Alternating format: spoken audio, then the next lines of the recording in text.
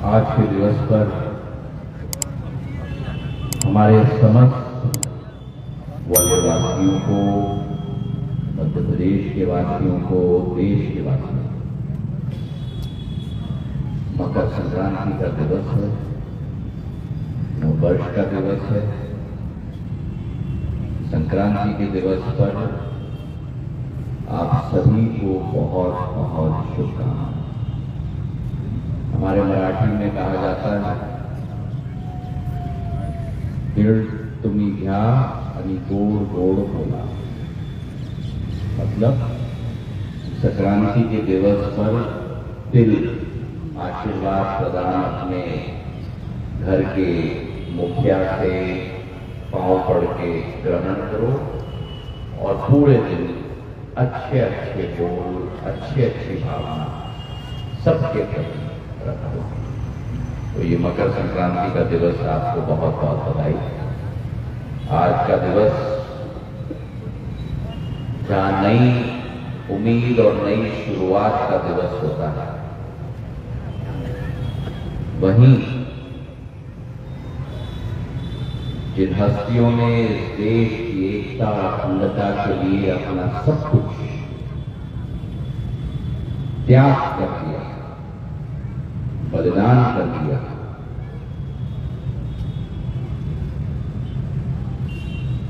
उनकी आज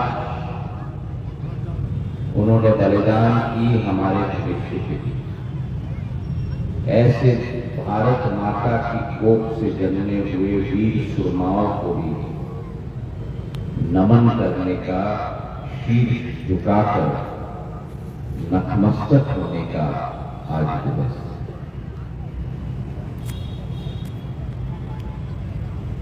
पानीपत के किले में 14 जनवरी को बर्फ की तरह ठंड पड़ रही है।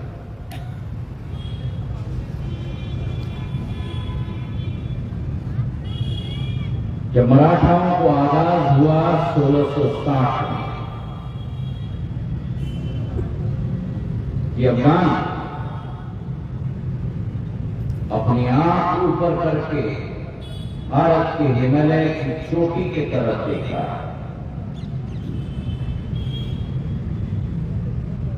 पठान मां गंगा और यमुना की बहती हुई लहर में, प्रवाह अपना पैर पसारना चाहता था, तो भारत माता की कोख के जन्मे हुए मराठाओं ने सातारा, कनेर के पुणे हजारों किलोमीटर दूर, और आधुनिक युग में हम आपको कह रहे हैं कि गाड़ी में चल के जाओ 1000 किलोमीटर, कोई नहीं जाता। उस समय ना गाड़ी ना हवाई जहाज, लेकिन 3000 किलोमीटर दूर से पेशवा के नेतृत्व में उनके चिरंजीव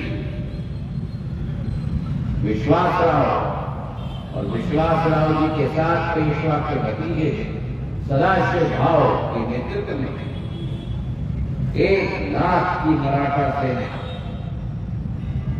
घोड़े, हाथी, तोप के साथ उत्तर की तरफ कूचे। जो पठानों की, अफगानों की सेना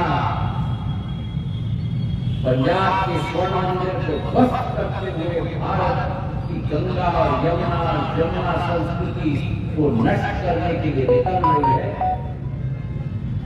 उनको रोकने के लिए दीवार की तरह अगर इस देश के अंदर उस कालखंड में कोई खड़ा रहा तो कोई और खड़ा नहीं रहा, केवल मराठा योद्धा खड़े रहे।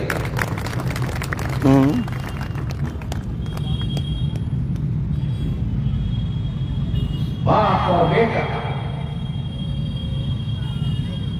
काका और भतीजा, भाई और भाई घर घर से निकले, महाराष्ट्र की भूमि से निकल पड़े।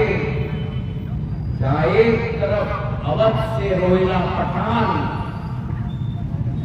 अहमद शाह अफगानी को बुलावा दे रहा था और उत्तर से अफगानिस्तान से अहमद शाह अफगानी भारत माता की भूमि को नष्ट करने के लिए आया था। इन दोनों का संगम ना हो, वो संगम रोकने के लिए अगर खड़ा रहा तो केवल मराठाओं की सेना खड़ी थी। पानीपत के किले में मराठा सेना अपनी तैयारी कर रही थी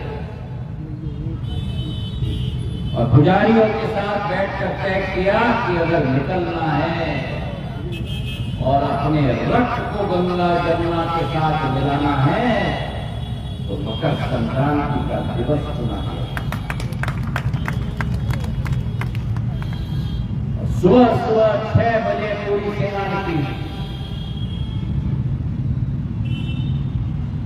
नदी के उस पार अहमद शाह अफगानी और रोहिला नजीब की फौज, इस तरफ मराठाओं की फौज,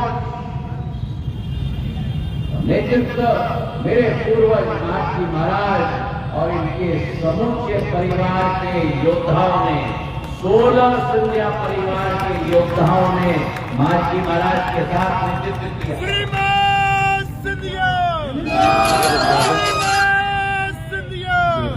दुर्भाग्य से 13 तारीख की रात को, जैसे आजकल भी ना कोड़ा निकलता है, अभी ग्वालियर के 3 दिन पहले कोड़ा आया था, कोड़ा निकला, रात को वर्षा हुई और जो बारूद रखा गया था, मराठाओं की तोपों का कोई मुकाबला नहीं कर सकता।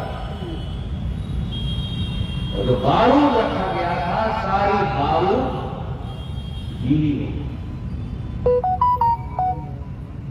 14 जनवरी के सुबह उस कोड़े में जब बारूद सूखा नहीं हुई थी, उस बारूद को तोप में आप नहीं डाल सकते। और उस तरफ पठान मकान आया था अफगानिस्तान से, तो अपने ऊंट लेके आया था। उनकी सेना में छोटी तोपें लगती थी जो ऊंट पर सवार होती थी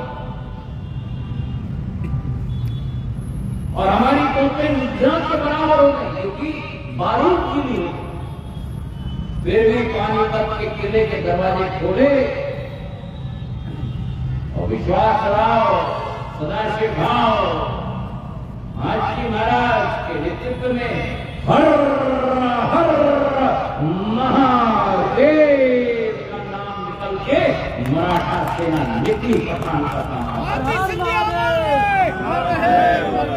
एक इस तरफ 1 लाख की सेना, नजीबुद्दौला और पठान की 10 लाख की सेना।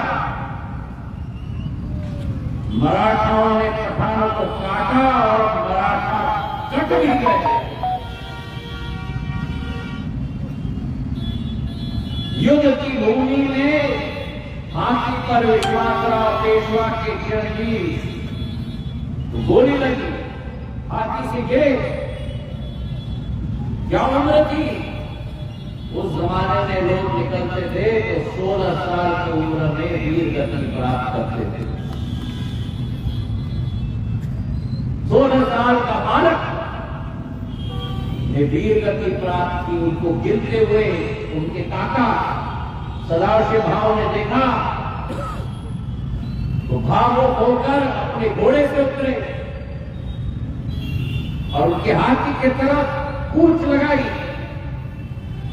चारों तरफ पठानों ने उनको घेर दिया और लड़ते लड़ते 10 गोली छाती पे देके सदाशिव भाव जी ने वीर गति प्राप्त। सिंधिया परिवार के 16 सूरमाओं, माची महाराज, उनके 12 भाई, 3 काका, 15 के 15 ने वीर गति प्राप्त की। उनके सिर काटे गए, पर्चे पे लगाए गए। मराठाओं की कैद सेना के सामने रखे गए। मालजी महाराज जख्मी, लहूलुहान, पैर कट गया था, रणभूमि में पूरी तरह से लहूलुहान पड़े हुए। संध्या हुई, एक भिष्टी आया। तो उस जमाने में सारे के सारे जो जख्मी सैनिक होते थे, आखिरी पानी पिलाने वाले भिष्टी आता था। उस भिष्टी ने मालजी महाराज को देखा, पहचाना, उनको उठा के अपने घर में ले गए। और उस जमाने में कोई एंटीबायोटिक, कोई दवाई, कोई सर्जरी नहीं होती थी।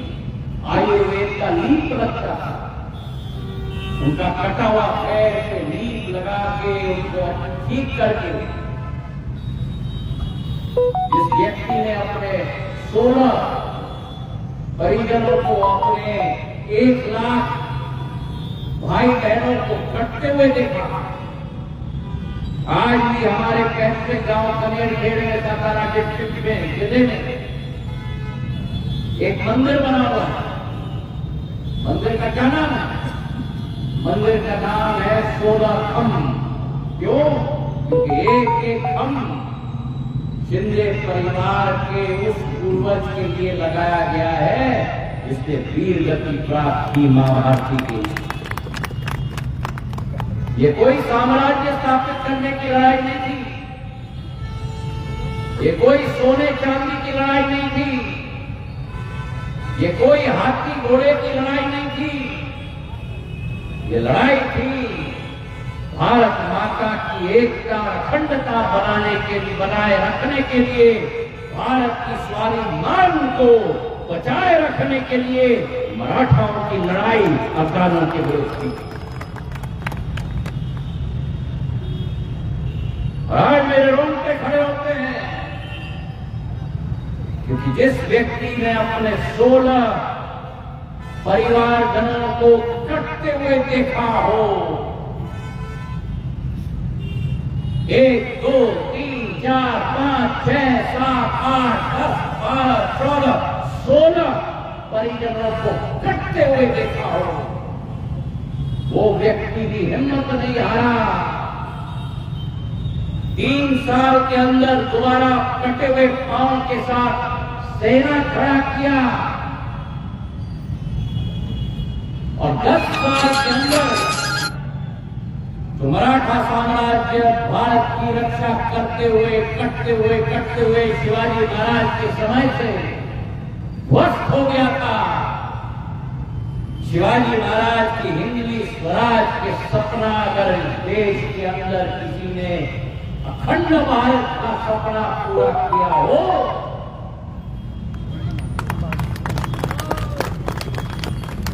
तालियां कम बजी, इसलिए कम बजी क्योंकि लोगों को मालूम नहीं।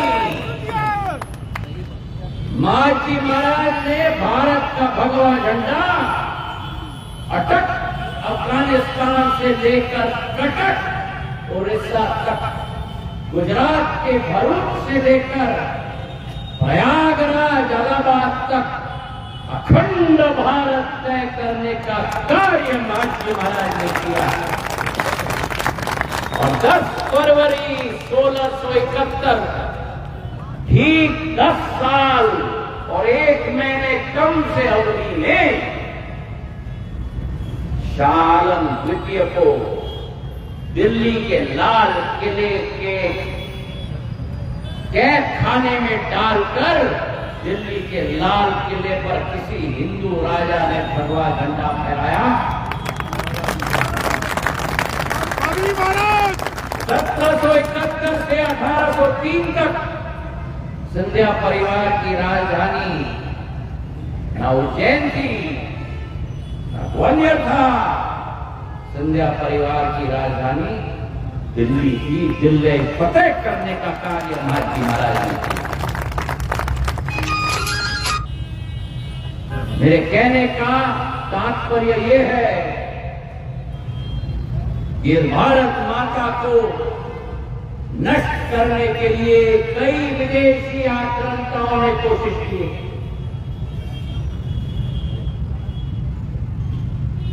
पठानों ने कोशिश की अफगानिस्तान, यूनानियों ने कोशिश की, मुगलों ने कोशिश की, पोर्तुगीज ने कोशिश की, अंग्रेज ने कोशिश की। माची महाराज ने तो अंग्रेजों को खदेड़ खदेड़ के भारत से निकाला। पहला अंग्रेजों की एंग्लो मराठा वॉर 1774 का पहली लड़ाई जो लड़ी वो वडगांव पुणे से 20 किलोमीटर दूर लड़ी, जहां 20,000 अंग्रेजों के सिर काट के माची महाराज ने छोड़ दिया। अंग्रेज जनरल ने चिट्ठी लिखा अपने राजा को इंग्लैंड में कि हम अगर भागेंगे भी इस रणभूमि से तो नहीं बचेंगे, क्योंकि माची महाराज की तलवार हमें खोजने निकली है।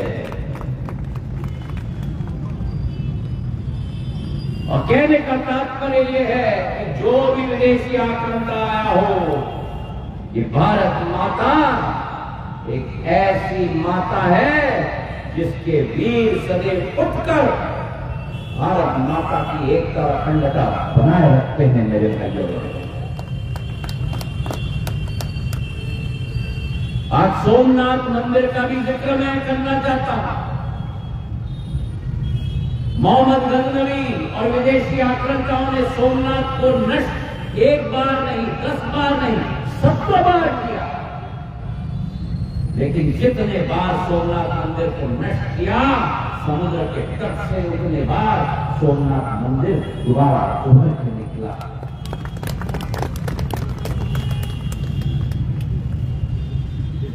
और माची महाराज ने जब लाहौर में भारत का भगवा झंडा गाड़ के रख दिया, तो मोहम्मद गजनवी ने जब सोमनाथ के मंदिर को नष्ट किया था और सोमनाथ के द्वार लाहौर ले गया था अपने महल में डालने के लिए, तो माची महाराज ने जब लाहौर को भारत का खंड भाग बनाया, तो माची महाराज ने उसके महल से सोमनाथ के द्वार वापस भारत माता के धरती पे ले गया। 1000 घोड़े, 500 हाथी